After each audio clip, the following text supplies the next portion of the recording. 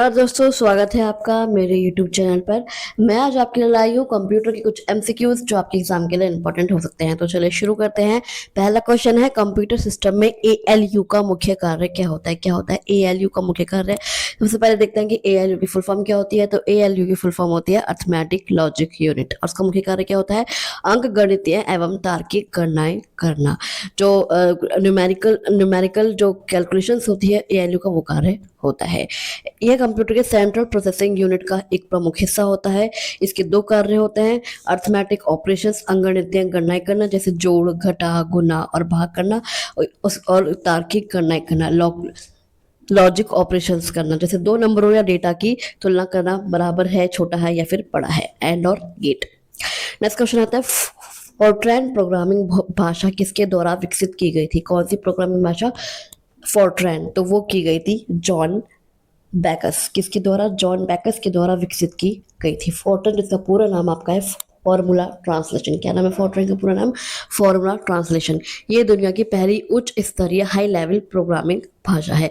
इसे 1957 में कब विकसित किया गया था? 1957 में IBM कंपनी में जॉन बैकस और उनकी टीम द्वारा विकसित किया गया था। इसका क्या उपयोग होता है? इसका मुख्य उपयोग वैज्ञानिक गणनाओं, साइंटिफिक कैलकुलेशंस और जटिल गणितीय समस्या को हल करने के लिए किया जाता है।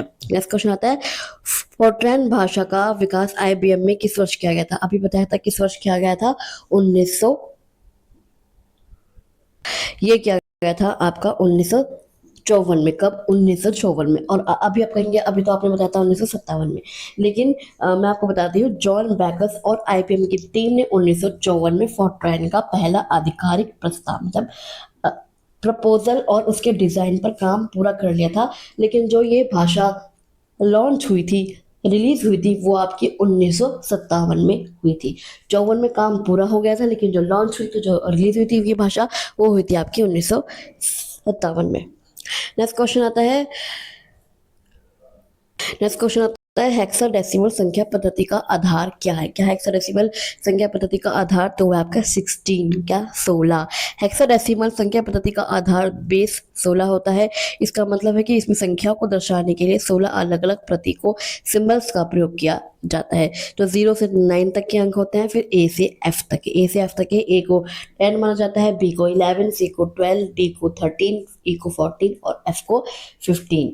कंप्यूटर विज्ञान में इसका प्रयोग बड़े बाइनरी नंबरों को छोटे और आसानी से पढ़े जाने वाले नंबरों को लिखने के लिए किया जाता है। जैसे आप मान लीजिए रंग कोड का जो रंग कोड है, जो जैसे रंग code hash FFFFF double F या फिर मेमोरी एड्रेस। नेक्स्ट क्वेश्चन आता है, कंप्यूटर बनाने का पहला विश्वविद्यालय आधारित प्रयास किस विश्वविद्यालय में हुआ था? तो कंप्यूटर बनाने का पहला विश्वविद्यालय आधारित प्रयास वो किस विश्वविद्यालय में हुआ था? वो हुआ था आयोवा स्टेट विश्वविद्यालय में। कौन से विश्वविद्यालय में?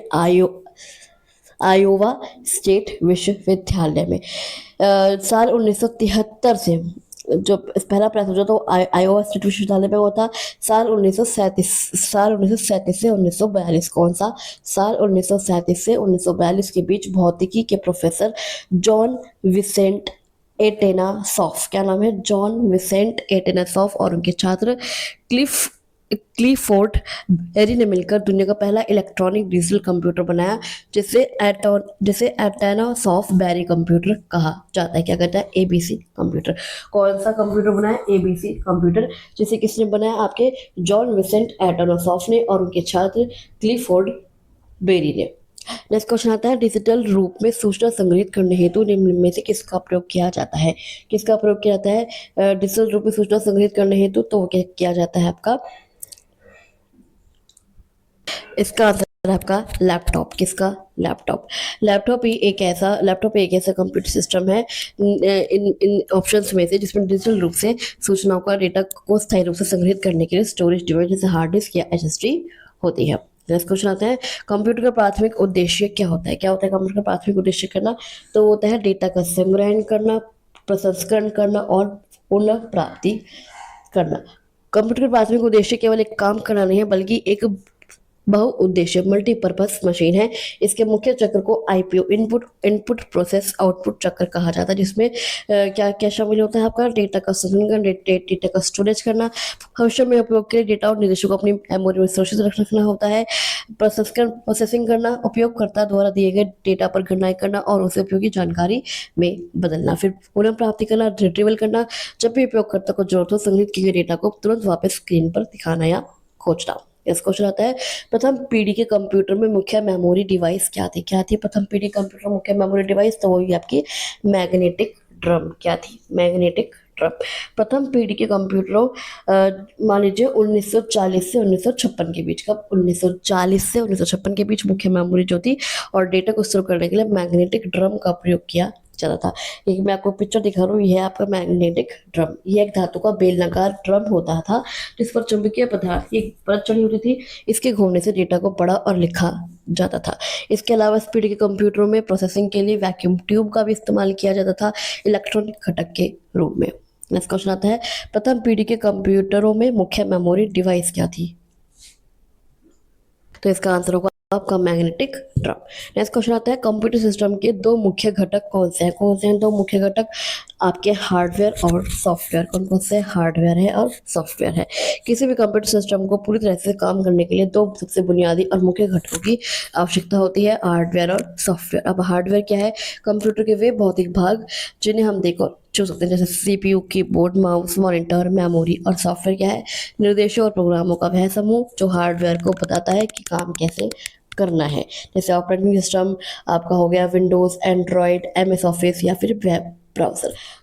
दोनों की जरूरी है। हार्डवेयर के बिना सॉफ्टवेयर बेकार है और सॉफ्टवेयर के बिना आपका हार्डवेयर की वाले खाली डिब्बा है। दोनों मिलकर ही कंप्यूटर सिस्टम को पूरा करते हैं। नेक्स्ट क्वेश्चन आता है, वर्ष 1981 में कंप्यूटर इतिहास की महत्वपूर्ण घटना क्या थी? 1981 की कंप्यूटर इतिहास की महत्वपूर्ण घटना तो वो थी आईबीएम पीसी का परिचय। क्या थी? आईबीएम पीसी का परिचय। 12 अगस्त 1981 को आईबीएम इंटरनेशनल बिजनेस मशीन्स ने कंपनी ने अपना पहला पर्सनल कंप्यूटर पेश किया, जिसे आईबीएम पीसी मॉडल 5150 कहा जाता है। इसने कंप्यूटर को बड़े बड़े दफ्तरों और प्रयोगशालाओं से निकालकर आम लोगों के घरों और छोटे व्यवसायों की मेज तक पहुंचा दिया। इसी कंप्यूटर के साथ पीसी पर्सनल कंप्यूटर शब्द पूरी दुनिया में लोकप्रिय हुआ। इसमें ऑपरेटिंग सिस्टम के रूप में माइक्रोसॉफ्ट के एमएस डोस का प्रयोग किया गया था। नेक्स्ट क्वेश्चन आता है, सीपीयू की मूल संगणना इकाई को क्या कहा जाता है? सीपीयू की मूल संगणना इकाई को तो वो कहा जाता है कोर। क्या? कोर कहा जाता है। एक कोर किसी सीपीयू के भीतर की वह मुख्य और स्वतंत्र संगणना इकाई होती है, प्रोसेसिंग यूनिट होती है, जो निर्देशों को पढ़ने और उन्हें पूरा करने का काम करती है। उन्हें पहले निर्देशों को फैच करती है और फिर उन्हें एग्जीक्यूट करने का काम करती है। क्या करती है? कोर। पहले के कंप्यूटरों में एक सीपीयू में केवल एक ही कोर होता था। आज के आधुनिक प्रोसेसर में एक से अधिक कोर होते हैं, जैसे ड्यूल कोर, ऑक्टा कोर, जिससे कंप्यूटर एक साथ कई काम बहुत तेजी से कर सकता है। नेक्स्ट क्वेश्चन आता है, रेडी स्टेट में प्रक्रिया का क्या अर्थ होता है? क्या आता है? रेडी स्टेट में प्रक्रिया का क्या अर्थ होता है? कि सीपीयू आवंटित होने की प्रतीक्षा कर रहा है। क्या कर रहा है? सीपीयू आवंटित होने की प्रतीक्षा कर रहा है। अभी क्या है, ऑपरेटिंग सिस्टम में जब कोई प्रोग्राम चलने के लिए तैयार होता है तो वह कई चरणों या अवस्थाओं से होकर गुजरता है। इसे प्रोसेस स्टेट लाइफ साइकिल कहा जाता है। क्या कहा जाता है? Process state life cycle. अब रेडी स्टेट उसमें क्या है, इस अवस्था में प्रक्रिया पूरी तरह से तैयार होती है और मुख्य मेमोरी में लोड हो चुकी होती है।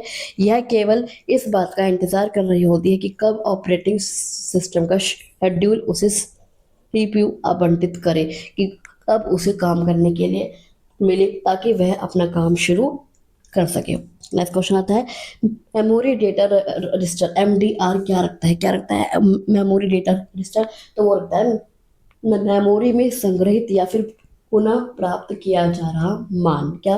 मेमोरी में संग्रहित या फिर पुनः प्राप्त किया जा रहा मान, जो वैल्यू स्टोर्ड है या फिर रिट्रीव हो रही है मेमोरी से। मेमोरी डेटा रजिस्टर, जिसे मेमोरी बफर रजिस्टर भी कहा जाता है, कंप्यूटर के सीपीयू के भीतर स्थित एक अत्यंत तेज और महत्वपूर्ण रजिस्टर है। अब सीपीयू मुख्य मेमोरी में कोई डेटा पढ़ता है। क्या करता है, जब सीपीयू मुख्य मेमोरी, कौन सी मुख्य मेमोरी आपके, रैम से कोई डेटा पढ़ता है या मेमोरी कोई डेटा लिखता है, तो वह डेटा या मान अस्थायी रूप से इसी एमडीआर में आकर रुकता है। सरल शब्दों में कहें तो यह मेमोरी और सीपीयू के बीच आने जाने वाले डेटा के लिए एक बस स्टॉप या होल्डिंग एरिया की तरह काम करता है। नेक्स्ट क्वेश्चन आता है, प्रोग्राम निर्देश किस रूप में संग्रहित किए जाते हैं। तो प्रोग्राम निर्देश आपके संग्रहित किया जाता है बाइनरी के रूप में। किस रूप में, बाइनरी के रूप में। कंप्यूटर के सभी प्रोग्राम निर्देश और डेटा आंतरिक रूप से केवल बाइनरी रूप में ही संग्रहित और स्टोर और एग्जीक्यूट किए जाते हैं। अब बाइनरी है क्या, आपको बताया था 0 और 1, जिसे मशीनी भाषा भी कहा जाता है। क्योंकि कंप्यूटर के प्रोसेसर के भीतर लाखों छोटे छोटे इलेक्ट्रॉनिक स्विच होते हैं, ट्रांजिस्टर्स होते हैं। 0 का मतलब होता है ऑफ और 1 का मतलब होता है ऑन।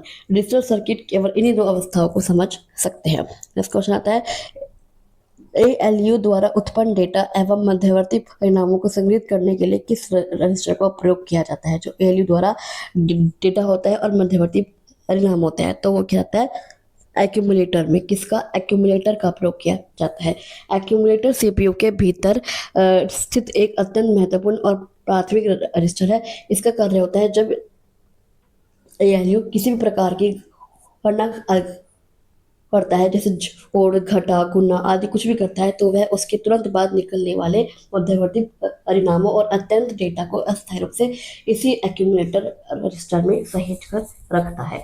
मान लीजिए यदि आपको 5 + 3 + 2 जोड़ना है, तो एएलयू पहले 5 + 3 जोड़ेगा और परिणाम 8 को एक्यूमुलेटर में रख देगा। फिर अगले चरण में वह इस 8 में से 2 जोड़ेगा और अंतिम परिणाम 10 को भी वापस एक्यूमुलेटर में ही संग्रहित कर देगा। तो चलिए अभी के लिए बस इतना ही। आई होप आपको ये एमसीक्यूज, ये वीडियोस अच्छी लगी होगी।